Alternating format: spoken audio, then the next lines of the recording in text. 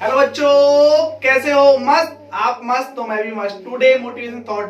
बुद्धिमान व्यक्ति तुरंत वही करता है जो मूर्ख अंत में करता है। उम्मीद करता हूँ टुडे मोटिवेशन थॉट अच्छा लगा होगा। हमारा क्लास 10 का मैथमेटिक्स में चैप्टर नंबर 4 आज हम पढ़ने वाले हैं। मैथमेटिक्स में जिसमें हम केवल इंपॉर्टेंट क्वेश्चन को डिस्कस कर रहे थे, बट आज उसको शुरू करने वाले हैं अपन लोग। ठीक है, जिसमें हम केवल और केवल आज बेसिक के बारे में बात करेंगे और ओवरव्यू देखेंगे उसका एक कि हमको इस चैप्टर में पढ़ना क्या है। जब हमको ये बात पता चल जाती है कि हमको पढ़ना क्या है, बोले तो हमारा लक्ष्य क्या है, तो हम कहीं भी पहुंचने के लिए तत्पर हो जाते हैं। जब हमको लक्ष्य ही नहीं पता होगा अपना कि कहाँ जाना है, किस तरीके से जाना है, तो हम फिर पहुंच ही नहीं पाते हैं, भटकते रहते हैं इधर से उधर। तो पहले हमको लक्ष्य पता होना चाहिए। चैप्टर नंबर 3 और चैप्टर नंबर 4 ये दोनों इस बार मिलाकर 18 नंबर के आएंगे। तो उम्मीद करता हूँ ये वाला आप लोग जरूर देखेंगे। चैप्टर नंबर 4 पूरा कंप्लीट करके जाना और चैप्टर नंबर 3 क्योंकि ये आप लोगों को 18 नंबर एकदम फ्री के मिलने वाले, एकदम फ्री के, तो इसको आप जरूर देखना। ठीक है,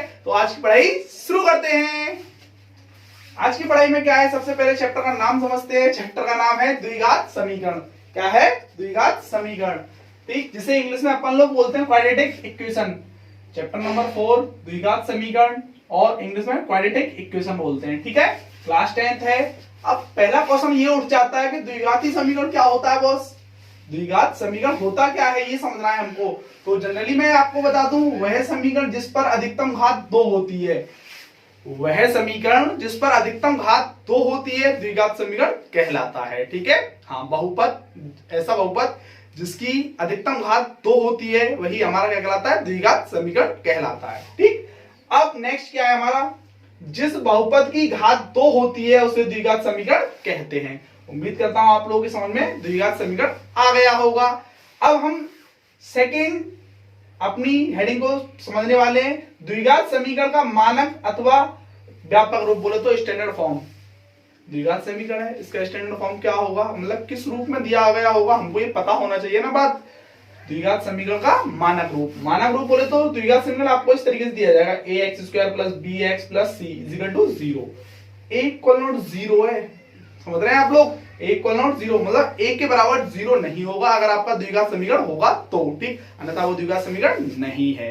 क्लियर हो गया होगा आपको? द्विघात समीकरण कब होगा? जब a के बराबर 0 नहीं होगा। ठीक, याद रहे, बहुत ही विशेष बात है। जहां a b c क्या है? वास्तविक संख्या। बोले तो 1 2 3 4 कुछ भी हो सकता है। ठीक है, a b c क्या है हमारी यहाँ पे? वास्तविक संख्या। कुछ भी हो सकता है, रोड में भी हो सकती है, पर में अपर में दोनों संख्या हो सकती है। क्या? वास्तविक संख्या है। अगर मैं बात करूं इसकी तो ये कैसा हो सकता है द्विघात समीकरण? देखो ऐसा हो सकता है ना, 2x² - 5x + 3 = 0। ओके, तो आप लोगों के समझ में ये व्यापक रूप और मानक रूप समझ में आ गया होगा। ठीक है, बोले तो स्टैंडर्ड फॉर्म इसकी आप लोगों को पता चल गई होगी। अब बात आती है नेक्स्ट हेडिंग की। ठीक है, जिसमें हम द्विघात समीकरण के मूल। अब द्विघात समीकरण के मूल क्या होते हैं हमको ये पता होनी चाहिए ना।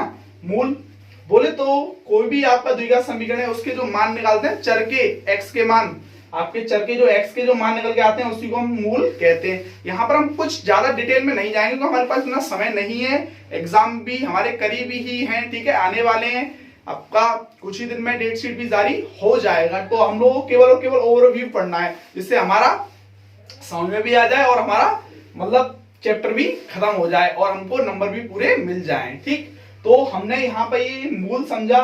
मूल होता क्या है? ठीक है, कि कोई भी द्विघात समीकरण उसको सॉल्व करने के बाद x चर के, बोले तो वेरिएबल्स के जो हमारी वैल्यूज आती है निकल के, उन्हीं को हम मूल कहते हैं, शून्य। ठीक है, कोई दिक्कत नहीं होनी चाहिए आप लोगों। अभी तक आपने 3 चीज पढ़ी है, मैं दोबारा रिपीट कर रहा हूँ। द्विघात समीकरण क्या होता है, इसका मानक फॉर्म क्या होता है, बोले तो स्टैंडर्ड फॉर्म क्या होता है। ठीक है, तीसरा है आपका इसके मूल क्या होते हैं। 3 चीज आपके समझ में आ गई होंगी। अब हम चौथी चीज की ओर गमन कर रहे हैं।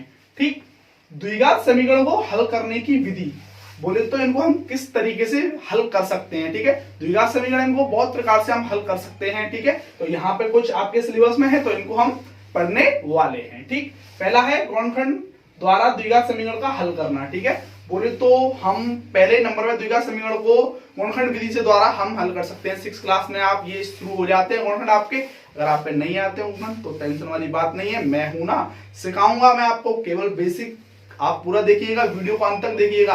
थोड़ा सा सेकंड वीडियो या जो भी वीडियो आएगी उसमें आप लोगों को सिखा दूंगा गुणनखंड कैसे करते हैं, बहुत आसान है। आप लोग 8th में भी सीखे होंगे, 9th में भी सीखे होंगे, 10th में भी है, ठीक है। 10th में तो अभी आप लोग पढ़ रहे हैं और आगे भी पढ़ते रहेंगे, क्योंकि ये बेसिक है टॉपिक। गुणनखंड क्या है, एक बेसिक टॉपिक है और बेसिक टॉपिक हमारा क्लियर होना चाहिए, ठीक है।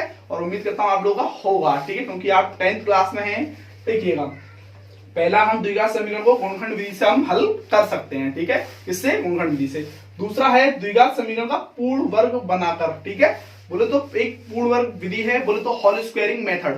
क्या है, होल स्क्वायरिंग मेथड। ये आप लोगों को जरूर आना चाहिए। क्यों आना चाहिए भाई हमको ये, क्योंकि ये एग्जाम में आता है, ठीक है। कहाँ आता है, एग्जाम में, ठीक है, और अच्छे खासे नंबर का आता है। तो इसको एकदम रचवा देंगे, जब पढ़ाएंगे ना तुमको एकदम तुम्हारे दिमाग में छप्पा देंगे, ये वादा है हमारा आपसे, ठीक है। तो देखिएगा, दूसरी विधि बड़ी इंपॉर्टेंट है, आप लोगों को जरूर आनी चाहिए, ठीक है। ये वाली विधि आप लोगों को आनी ही चाहिए बॉस, ठीक है। हाँ, कौन सा विधि है, पूर्ण वर्ग विधि, ठीक है। कौन सा है, पूर्ण वर्ग, बोले तो होल स्क्वायरिंग मेथड आपको आना चाहिए, ठीक है। अब तीसरा है हमारा द्विघात सूत्र द्वारा किसी द्विघात समीकरण का हल। द्विघात सूत्र क्या होता है, बड़ा इंपॉर्टेंट है ये भी, ठीक है। जब किसी के कोई भी आपके पास द्विघात समीकरण है और उसके गुणनखंड नहीं हो रहे हैं, तो आप इस सूत्र से कर सकते हैं, ठीक है। हाँ, बोले तो गुणनखंड का बाप है ये, ठीक है। क्या है, बाप, ठीक है। देखिएगा, समझते हैं।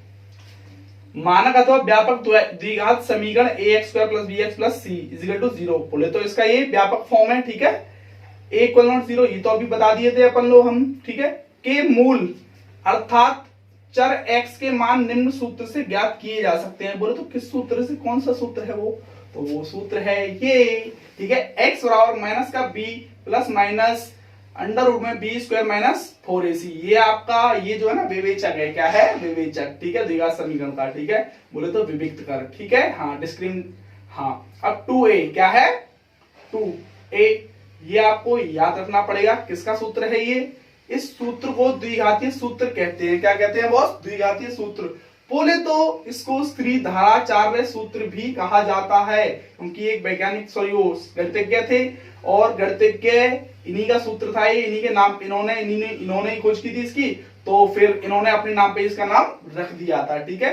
द्विघात सूत्र भी कहते हैं इसको, और एक श्रीधराचार्य सूत्र भी कहा जाता है। उम्मीद करता हूं आप लोगों की समझ में आ गया होगा। अभी तक हमने जो द्विघात सूत्र है या फिर श्रीधराचार्य जी का सूत्र है, उससे हम गुणनखंड, किसी प्रकार का गुणनखंड हुआ आपका हल नहीं हो रहे हो, उसके मान नहीं निकल रहे हो, आप इसमें लगाइएगा, तुरंत हल पाइएगा, तुरंत। एकदम मैजिक, बोले तो सर मैजिक है, एकदम मैजिक ये वाला। क्या, ये सूत्र एकदम मैजिक का काम करेगा। कोई भी गुणनखंड कहीं से भी उठा लाओ आप, नहीं हो रहा है हल, इसमें लगाओ, तुरंत हो जाएगा, तुरंत, ठीक है। हाँ, बहुत ही हेल्पफुल है ये वाला, तो ये बहुत ही इंपॉर्टेंट है और पूछा भी जाता है एग्जाम में, ठीक है। हाँ, ये कोई भी आप कैलकुलेशन कर रहे हैं, कहीं गुणनखंड नहीं हो रहे हैं, तो वहां बड़ा हेल्पफुल है ये, ठीक है, बहुत ही ज्यादा हेल्पफुल है। तो आप इसको भी सीखेंगे जब मैं कराऊंगा, ठीक है। अभी तक श्रीधराचार्य का सूत्र आप लोगों को पता चल गया होगा, x बराबर माइनस का प्लस माइनस का b plus minus under root में b² - 4ac/2a। बड़ा आसान है, आप लोगों को ये पता चल गया होगा, ठीक है। इसी को श्रीधराचार्य का सूत्र कहते हैं, ठीक।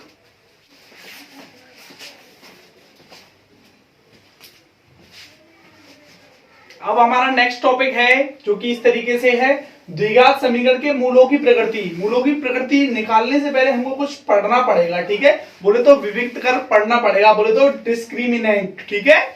अब आप डिस्क्रिमिनेंट क्या होता है ये आपको पता होना चाहिए, ठीक है। आप लोगों ने अभी द्विघात समीकरणीय सूत्र पढ़ा था, बोले तो श्रीधराचार्य जी का सूत्र पढ़ा था। उसमें रूट में जो था ना आपका एक एक्सप्रेशन था, एक व्यंजक था, जो कि वो था b² - 4ac, उसी को आप विविक्त कर कहते हैं, ठीक है। विविक्त कर समझ में आ गया होगा आप लोगों के। इसे डी से प्रदर्शित करते हैं, किससे प्रदर्शित करते हैं, डी से प्रदर्शित करते हैं, ठीक। अब द्विघात समीकरण का विविक्त कर अथवा विवेचक, विवेचक भी उसी से कहते हैं जिसे हम विविक्त कर कहते हैं, ठीक है। कोई भी द्विघात समीकरण है आपके पास, तो उसका विविक्त कर निकालना है। कैसे निकालेंगे आप, इस फॉर्मूला से निकाल सकते हैं, d = b² - 4ac, ठीक, कोई दिक्कत नहीं होनी चाहिए। या डायरेक्टली फॉर्मूला कहें विविक्त कर का क्या सूत्र, कोई पूछता है आपसे तो डायरेक्टली आप बता सकते हैं, d = b² - 4ac, ठीक।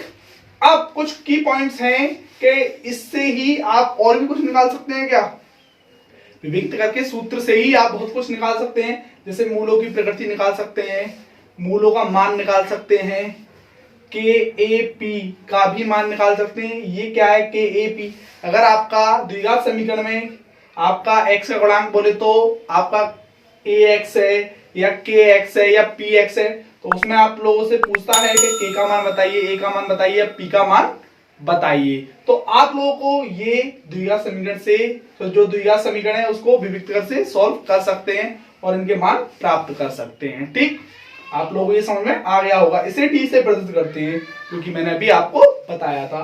उम्मीद करता हूँ ये वाला आप लोगों की समझ में आ गया होगा। अब अपन लोग जो पढ़ने वाले हैं बहुत ही इंपॉर्टेंट है, द्विघात समीकरणों के मूलों की प्रकृति और मान ज्ञात करने के लिए एक सारणी है जिसे हम पढ़ने वाले हैं। ठीक, सपोज दैट आपका विविक्त कर का मान है धनात्मक और पूर्ण वर्ग, बोले तो जो डी का आपका मान आया ना, डी बोले तो ये, इसको सॉल्व कर किसी द्विघात समीकरण को आपने सॉल्व किया और उसका मान आया धनात्मक और पूर्ण वर्ग, बोले तो कैसा, ऐसा 25 आंसर आ गया। डी को सॉल्व करने के बाद बोले तो विविक्त कर किसी समीकरण को डी से सॉल्व करने के बाद बोले तो विविक्त कर से सॉल्व करने के बाद आपका आंसर आया है 25। ठीक है, जो कि धनात्मक है पूर्ण वर्ग भी है, कैसा है, धनात्मक और पूर्ण वर्ग। तो उसकी मूलों की प्रकृति कैसी होगी, वास्तविक परिमेय भिन्न। कैसी होगी, वास्तविक परिमेय भिन्न। ठीक है, याद रहनी चाहिए आप लोगों को। अगर विविक्त कर का मान या डी का मान आपका धनात्मक और पूर्ण वर्ग है तो आप उसे मूलों की प्रकृति कैसे बताएंगे, वास्तविक परिमेय तथा भिन्न है। ठीक, अब अगर आपका डी का मान धनात्मक तथा पूर्ण वर्ग नहीं है, धनात्मक तो है लेकिन पूर्ण वर्ग नहीं है, कैसा नहीं है, पूर्ण वर्ग, तो जैसे 3 या 5 आया डी का मान आपका निकल कर। ठीक है, आंसर जो आया आपका द्विघात समीकरण को सॉल्व करके कि 3 या 5, तो आप उसे लिख सकते हैं वास्तविक, अपरिमेय और भिन्न। वास्तविक, अपरिमेय इतना लिख देंगे आप तो चलेगा, वास्तविक और अपरिमेय। ठीक, कोई दिक्कत नहीं होनी चाहिए आप लोगों को। अगर मान के चलो डी का मान 0 आ गया भाई, ठीक है, इस पर क्वेश्चन बहुत पूछे जाते हैं, के ए पी के इनके जो मान पूछे जाते हैं ना वो इसी में पूछे जाते हैं। अगर द्विघात समीकरण को सॉल्व करने के बाद आपका डी का जो मान है ना आपका अगर 0 आ जाए, क्या आ जाए, 0 आ जाए, तो आप उसे वास्तविक, परिमेय तथा बराबर या समान भी बोल सकते हैं आप। ठीक है, वास्तविक, परिमेय तथा बराबर या समान मूलों की प्रकृति होगी आपकी। अगर डी का मान आपका 0 आता है, ठीक है, तो आप उसे वास्तविक, परिमेय, बराबर बोल सकते हैं। क्या बोल सकते हैं, वास्तविक, परिमेय और बराबर या समान। अगर डी का मान आपका ऋणात्मक आ जाए, कैसे ऋणात्मक, ऐसा जैसे -5 आंसर आया, तो आप उसे काल्पनिक बोलेंगे या बोलेंगे अवास्तविक। ठीक है, आप लोगों की बात समझ में आ गई होगी उम्मीद करता हूं। ठीक है, कुछ भी नहीं था, ज्यादा डीपली नहीं गए हम इसमें। ठीक है, जाने को बहुत कुछ है इसमें डीपली। ठीक है, अभी आप लोग धराचार्य के सूत्र को लिख लो, उसमें बहुत कुछ है डीपली जाने के लिए, लेकिन हमारा उससे कोई फायदा नहीं है अभी। ठीक है, क्योंकि एग्जाम नजदीक है। ठीक है, तो हम केवल एग्जाम के लिए पढ़ रहे हैं। ठीक है, अभी हाँ, जिससे कि ओवरव्यू पे हमारा जल्दी से जल्दी हमारा सिलेबस कंप्लीट होना चाहिए ना, तो इसीलिए। ठीक है, अब देखो हमारा एक और है जो कि कभी कभी इस पर भी क्वेश्चन पूछा जाता है। ठीक है, हालांकि सिलेबस में इसका जिक्र नहीं है फिर भी पूछा जाता है।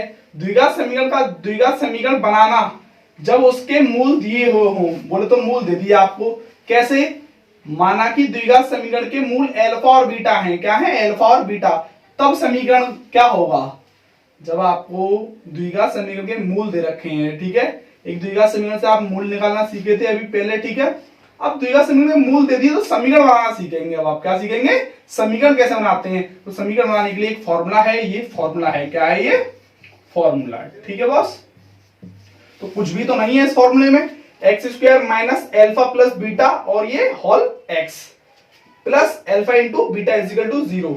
आप इसी को इस तरीके से हिंदी में भी लिख सकते हैं फॉर्मूले को, x² माइनस मूलों का योग होल x प्लस मूलों का गुणनफल इजिकल टू 0। ठीक, आपको जब मूल दे रखे हो और आपसे समीकरण बनवाने के लिए कहे या समीकरण ज्ञात कीजिए ये कहे, तो आपको इस फॉर्मूले का प्रयोग करना है। बात आ जाती है कि ये मूलों का योग और मूलों का गुणनफल क्या है। तो देखिएगा, मूलों का योग, मूलों का गुणनफल भी निकाल लेते हैं, नो प्रॉब्लम। मूलों का योग अल्फा प्लस बीटा, बोले तो माइनस का b/a। अब क्वेश्चन उठ गया b/a क्या है, तो देखिएगा, सपोज दैट हमने एक समीकरण ले लेते हैं, रैंडमली ले लेता हूं मैं कोई भी समीकरण। ठीक है, no problem. 3x² minus 4x और ये आपका है 1। ठीक, इजिकल टू 0। आप लोगों को एक समीकरण ले लिया हमने, द्विघात समीकरण है जो कि 3x² माइनस का 4x और माइनस का 1 इजिकल टू 0। अब मूलों का योग निकालना है मुझे इसमें, तो मैं क्या करूंगा कि पहले x का गुणांक अपॉन x स्क्वायर का गुणांक, मूलों का योग निकालने के लिए मुझे क्या करना पड़ेगा, x का गुणांक बोले तो x का गुणांक इसमें 4 है, ठीक है 4, ठीक।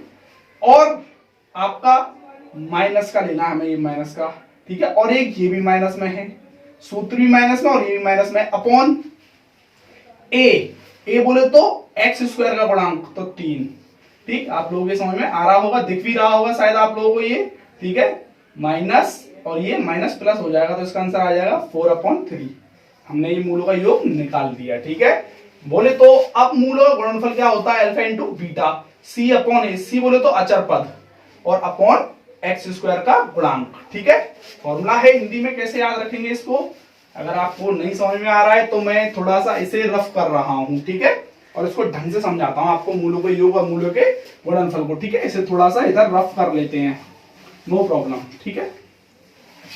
जैसे कि मुझे निकालना है मूलों का योग, तो ये मैंने 3x square minus 4x equal to 0, पता नहीं ये समीकरण सही है या नहीं है, ठीक है। रैंडमली ले लिया है मैंने केवल समझाने के भाव से, ठीक है, नो प्रॉब्लम, टेंशन नहीं लेना है। तो मुझे निकालना है मूलों का योग, तो माइनस का b अपॉन a, ये फॉर्मूला होता है।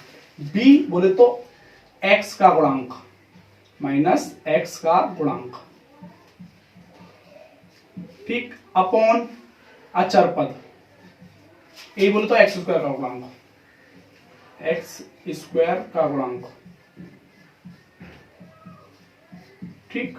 तो देखिएगा अगर मैं इस समीकरण की बात करूं तो माइनस का 4 है आपका x का गुणांक, और एक माइनस ऑलरेडी है इसमें तो माइनस का 4 हो गया, ठीक। अपॉन एक्स स्क्वायर के गुणांक में कौन है बोले तो कोएफिशिएंट में 3 है, 3 लिख दिया हमने, ठीक। तो ये इसका क्या हो जाएगा 4/3, ठीक, क्या मूलों का योग। अब मैं मूलों के गुणनफल की बात करूं अल्फा इंटू बीटा, तो c अपॉन a बोले तो अचर पद, ठीक, और आपका एक्स स्क्वायर का गुणांक, ठीक। तो अचर पद क्या है आपका, माइनस का 1 है, माइनस का 1 जिसमें एक्स वाई जेड ना है वो अचर पद है, ठीक है। हाँ कांस्टेंट बोले तो काउंटिंग जो नहीं जा सके, और एक्स स्क्वायर क्या है आपका 3, एक्स स्क्वायर बोले तो एक्स स्क्वायर का गुणांक लेंगे, ठीक है।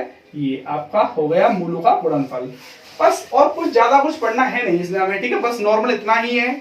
अगर वास्तविक रूप में आपको ये समझना है तो वीडियो को फुल वॉच किया होगा आपने, तभी आप ये समझ में आया होगा चैप्टर, और कुछ इसमें नहीं पढ़ने वाले। कल से हम इसमें धमाल मचाने वाले हैं। धमाल क्या है इसमें, ये केवल और केवल इंपोर्टेंट क्वेश्चन को चैप्टर वाइज बोले तो सीक्वेंस वाइज, ठीक है, अपन लोग करने वाले हैं, ठीक है। कोई दिक्कत है अगर आपको तो कमेंट बॉक्स में आंसर कीजिएगा, अगर किसी भी चीज में डाउट है सॉरी कमेंट बॉक्स में आपको पूछ सकते हैं, आप कमेंट कीजिएगा, मैं आप लोगों को आंसर दे सकता हूं, ठीक है। और वीडियो को ज्यादा से ज्यादा शेयर जरूर कीजिएगा, अगर चैनल पर नए हैं तो वीडियो को देखकर चैनल को सब्सक्राइब जरूर कीजिएगा, ठीक है। Thanks for the watching this video.